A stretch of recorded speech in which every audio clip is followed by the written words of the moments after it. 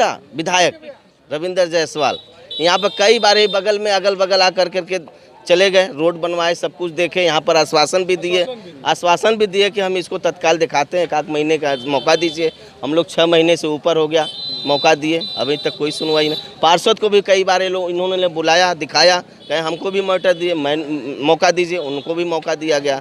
आखिर क्या करेगी यहाँ की जनता, कैसे यहाँ मलिन बस्ती क्या कैसे होगा बताइए। नमस्कार, आप देख रहे हैं काशी उजाला न्यूज। आज हम लोग वाराणसी के भरलाई गांव में आए हुए हैं और हम बात करेंगे कि इस भरलाई गांव की जो समस्या है जल जमाव को लेकर के, उसी को लेकर के हम हमारे पार्षद हैं, पूर्व पार्षद हैं, उन्हीं से बात करेंगे। नेताजी थोड़ा सा अपना परिचय दीजिए। हम रामकेश यादव, पूर्व पार्षद पति रामकेश यादव, तरना वार्ड के। जिस तरह से इस गांव की एक समस्या बनी है, कई सालों से लोग ग्रसित हैं और इस जल के जमाव से लोगों के घरों में अगर देखा जाए तो जो लोगों की पीड़ा है, आखिर इसका निदान कब होगा, कैसे होगा? निदान जब 2012 से 17 तक हम रहे पार्षद यहाँ के तरना वार्ड से, तो सरकार के पास वैकल्पिक व्यवस्था है। फिलहाल सीवर की समस्या यहाँ जटिल है, सीवर है नहीं। सीवर के लिए यदि नहीं हो पा रहा है सरकार से, तो वैकल्पिक व्यवस्था में जेट मशीन मंगा करके बराबर पानी हम खिंचवाते थे। अब पानी इस समय वर्तमान में भी खिंचाया जा सकता है, लेकिन यहाँ के अधिकारी और जो सत्ता के इस समय विधायक और यहाँ के पार्षद सारे लोग सुस्त पड़े हुए हैं, क्योंकि यहाँ मलिन बस्ती है। मलिन बस्ती के नाम से ये लोग को पर जरा सा ध्यान नहीं है कि हमारे वोटर नहीं है, तो इनको वोटर पर ध्यान है, वोट पर बस ध्यान है कि हमारा वोट कहाँ है। वोट को लेकर के राजनीति करते हैं। जैसा कि चंद्रा ग्रीन का पूरा पानी इसी मोहल्ले में आता है। ये बसा एकदम स्थिति है कि यहाँ के अगले साल 1-2 घटनाएं भी हो गई है बीमारी के कारण। 2 बच्चे, एक आध बच्चे भी मर गए हैं। औरतें भी बहुत ज़्यादा बीमार होती है, टाइफाइड, मलेरिया, डेंगू के शिकार हुए, जो कि अभी तक कोई समस्या नहीं। यहाँ की पब्लिक जनता जाकर नगर निगम में, नगर आयुक्त हमने भी दिया है, नगर निगम में नगर आयुक्त महोदय का लेटर, बस इनका दौड़ता रहता है, कोई कार्रवाई नहीं हो पाता है। जनता यहाँ त्रस्त है एकदम। लेकिन इसमें कमी किसकी देखी जाए, अधिकारियों की देखी जाए या मंत्रियों की देखी जाए? मंत्री है जी, सीधा मंत्री रविंदर जायसवाल यहाँ के मंत्री हैं, 2 बार के विधायक, अब मंत्री, दोनों बार मंत्री रहे हैं, लेकिन इस बस्ती से जरा भी ध्यान नहीं उनका। जिस तरह से ये कहा जाता है कि नरेंद्र मोदी जो देश के हमारे प्रधानमंत्री हैं और उनके सांसदीय क्षेत्र में अगर ऐसी संभावना अगर बनती है तो क्या होना चाहिए? यहाँ तो क्योटो बनाना चाहते थे ना, कुछ नहीं। देखिए ये क्योटो है, स्थिति खराब है एकदम बनारस की। इसी तरह से तरना वार्ड में कई जगह स्थिति है खराब, यहाँ तो ज़्यादा समस्या है। हम दिखाते हैं आपको, छतरीपुर में भी यही हाल है। लेकिन यहाँ के जो समस्या है, यहाँ तो बीमारी के हमेशा ग्रसित रहते हैं, जनता परेशान है बेचारे।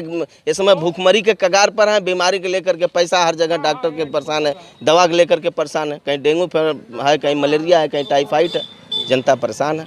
ये निदान यदि तत्काल नहीं हो रहा है तो जनता बाध्य होकर रोड पर आना शुरू कर देगी। तो ये जनता अपना समझेगी, प्रशासन समझेगी क्या इसका निदान होगा, कैसे होगा। लेकिन यहीं पे इसी रोड से बच्चियां पढ़ने के लिए निकलती हैं और इसी जल जमाव में से पानी भरा रहता है कि कोई निकलता है, छोटे छोटे बच्चे हाथ पैर टूट जाता है और यहाँ तक कि मौत भी हो चुकी है। तो इस पर क्या कहना चाहेंगे? इस पर प्रशासन और नेता विधायक रविंदर जायसवाल यहाँ पर कई बार ही बगल में अगल बगल आकर करके चले गए, रोड बनवाए, सब कुछ देखे, यहाँ पर आश्वासन भी दिए कि हम इसको तत्काल दिखाते हैं, 1 महीने का मौका दीजिए। हम लोग 6 महीने से ऊपर हो गया मौका दिए, अभी तक कोई सुनवाई नहीं। पार्षद को भी कई बार इन्होंने बुलाया, दिखाया, कहे हमको भी मौका दीजिए, उनको भी मौका दिया गया।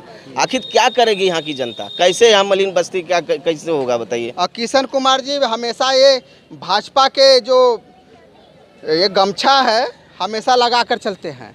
तो आइए हम बात करते हैं कि भरलाई गांव की जो समस्या है, जल जमाव की समस्या है, इससे बड़े बड़े रोग फैल रहे हैं। क्या कहना चाहेंगे? हम यही कहना चाहते हैं, कल हमारे मेयर साहब आए थे यहाँ द्वारका नगर में जी, हम लोग वहाँ गए भी थे, लेकिन वहाँ पर आके वो पेड़ लगा रहे हैं, यहाँ पर सफाई नहीं करवा सकते, देखने तक यहाँ नहीं आए, जो कि बगल में आए थे। वहाँ पर पेड़ लगा रहे हैं, हमारे गाँव में आकर पेड़ लगाए, पानी भरा है, जल्दी सूख जाएगा, लेकिन देखने तक नहीं आए, भाग गए वहाँ से। तो उनको रोके नहीं आप? रोक रहे थे लेकिन रुके नहीं, आगे वो निकल गए। तो इस तरह कैसे माने भाग रहे हैं कि आपकी समस्या को देख करके भाग रहे हैं कि या उनको कोई जल्दी थी, कोई काम था इसलिए? हमारे समस्या को देख के भाग रहे हैं। अच्छा, तो अब तो चले गए, आपके महापौर जी तब चले गए, तो अगला कदम आप लोग क्या करेंगे? क्या उनके ऑफिस में चल के धरना देंगे? अब वही होगा, क्या करेंगे हम लोग? सड़क पर आएंगे, ऑफिस पर धरना देंगे, घेराव करेंगे नगर निगम का, तभी होगा कुछ, नहीं तो फिर इसी तरह मरेंगे इसी में हम लोग। इसके पहले संदीप त्रिपाठी हुए थे, तो वो हम लोग जाते थे तो डंडा लेके मार के भगाते थे। अब रोहित शर्मा हुए तो वो बोल रहे हैं कि इसके पहले जो हुआ था वो नहीं कर पाया तो हम भी नहीं करेंगे।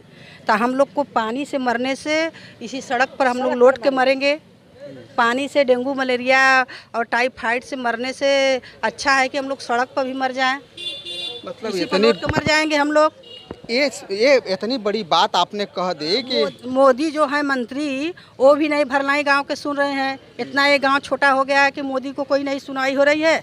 नहीं, आने के लिए तो आप ही के भरलाई के पुल से ही आते जाते हैं। हाँ, तो कभी आपके गांव के तरफ झांका तक नहीं? मोदी ने इस गांव के लिए कुछ नहीं करते हैं। कहते तो हैं कि बता कि हम काशी के लिए बहुत बड़ा काम कर दिए। काशी के लिए काम जहाँ किए तहाँ काशी के आप बाहर हैं, बड़े बड़े कॉलोनी में किए, हम लोग को तो नहीं कर रहे हैं। तो हम लोग क्या जाने कि मोदी क्या कर रहे हैं। बड़ा आदमी को कर रहे हैं, छोटे आदमी को नहीं सुन रहे हैं। तो हम लोग क्या करें?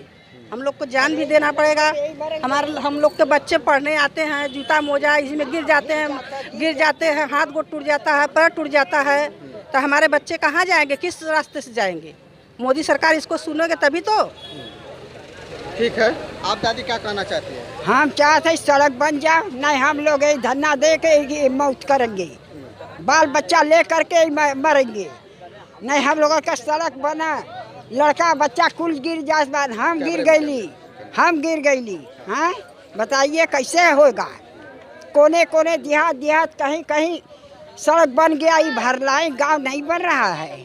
आपकी अवस्था अगर देखा जाए तो 60 के प्लस है, और लेकिन फिर भी आपने बहुत सारी चीज़ें देखी होंगी इस उम्र में। ये रास्ता का अगर विकल्प अगर देखा जाए तो वर्षों से हम लोग 50 साल का उम्र हो गया, लेकिन इसी में झेल रहे हैं। यही में झेलो। हम लोग के सास ससुर मर गए, हम लोग 50 साल का उम्र हो गया, इसी में झेल रहे हैं, इसी पानी में। हमारे बच्चे, हम लोग, बहू बेटियां कैसे निकलेगी बाहर, कहाँ जाएगी, कैसे जाएगी? और अगर समस्या बहुत मेन तो ये है कि बहू बेटियों की जब शादी होती है इसी की वजह से बारात वापस चली जा रही है। हम लोग के बच्चे का शादी नहीं हो रही है, लड़की की शादी नहीं हो रही है, इसी पानी की वजह से। मतलब इस गांव की समस्या ये है कि बच्चियों की शादी तक नहीं हो रही है। घर जो लोग कहते हैं कि इस गांव से जो लोग आते हैं वो रिश्ता भी टूट जाता है। पानी देख के सब चले जाते हैं, रिश्ता टूट जाता है, शादी नहीं हो रहा है। कैसे लेके आएंगे इस गांव में बारात लेके? इस गांव में कैसे आएंगे, कैसे शादी ब्याह होगा?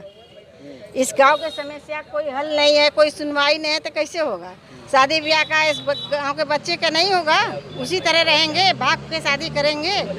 किस तरह शादी करेंगे? हम लोग तो परेशान है इसीलिए कि शादी ब्याह नहीं हो रहा, रिश्ता टूट जाए, देखने वाले आ रहे हैं, पानी देख के चल जाते हैं वापसी। शादी ब्याह नहीं हो रहा, बच्चे का चकैया बरछा होकर वापस हो जाता है, कैसे करेंगे शादी ब्याह?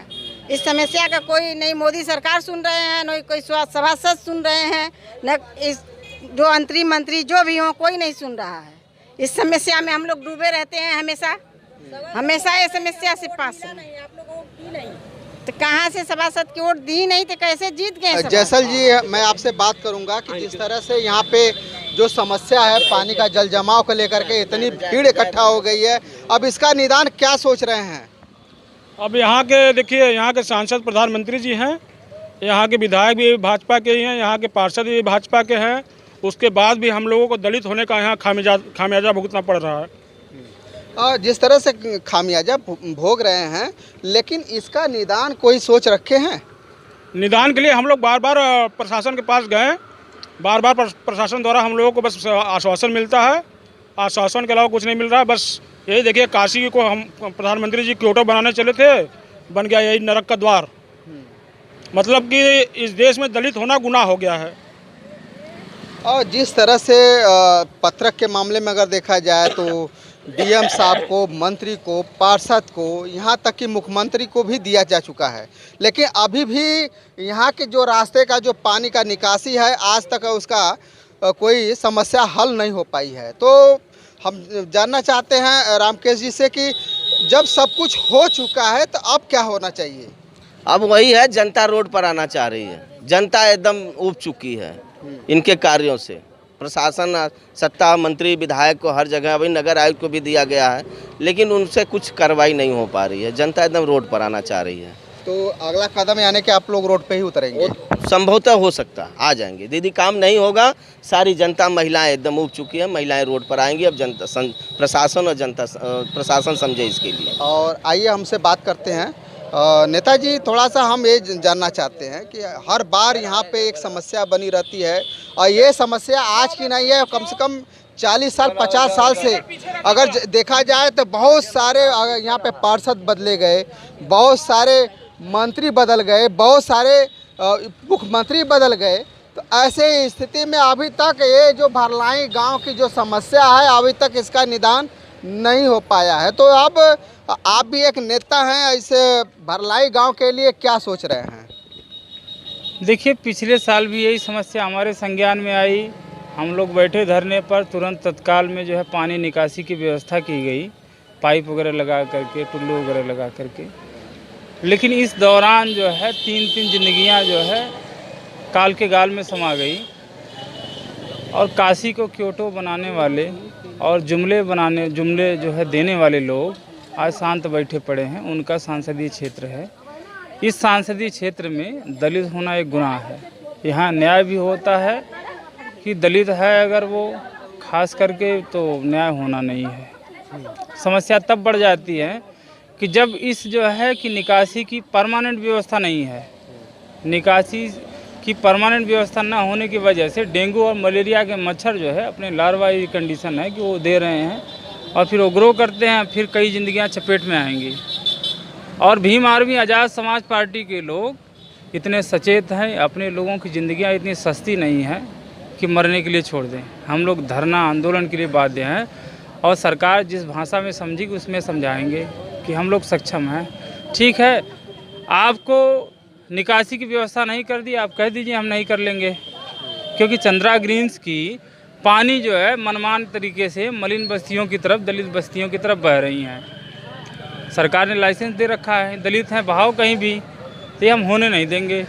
उन पे भी ताला बंद कर देंगे, क्योंकि वो फ्लैट वगैरह बनाए हैं, वो अपना बेच रहे हैं, उनका धंधा व्यापार है। लेकिन उनके धंधे व्यापार में हमारे लोगों की कुर्बानी कतई बर्दाश्त नहीं करेंगे। वो हमारे लोगों की तरफ पानी घुमा देते हैं। आप देख लीजिए, पिछले बार भी आपने देखा होगा, वीडियो बनाया होगा, उसमें दिखा होगा कि उनकी सब पानी दलित बस्तियों की तरफ आती है। उसी की वजह से सीवर की समस्या है। और क्योटे बनाने वाले लोग याद रखें, हम लोग बाध्य हैं और अपने लोगों की सुरक्षा के लिए हम लोग हमेशा तत्पर हैं। जिस रूप में, जिस भाषा में, चाहे आंदोलन में या धरने में, सरकार जवाबदेह है। अगर सरकार सोचती है कि ये दलित होने के नाते, जैसे और भी मामलों में कबाड़ों में जला दिया गया, हमारे लोगों की ज़िंदगियाँ घास मूली की तरह हैं, कोई समझता ही नहीं है। तो इस मामले को बहुत ही गंभीरतापूर्वक हम लोग सशक्त हैं। भीम आर्मी आज़ाद समाज पार्टी के कार्यकर्ता पदाधिकारी सबसे पहले आगे तत्पर मिलेंगे। और जिस तरह से भीम आर्मी के जिला प्रभारी ने ताल ठोका है और अब देखना है कि भरलाई गांव की जो समस्या है और क्या वो समस्या दूर हो पाएगी। अगर समस्या दूर होती है तो इस गांव के लिए बड़े पुण्य का काम होगा। फिर मिलेंगे नए वीडियो के साथ, तब तक के लिए नमस्कार।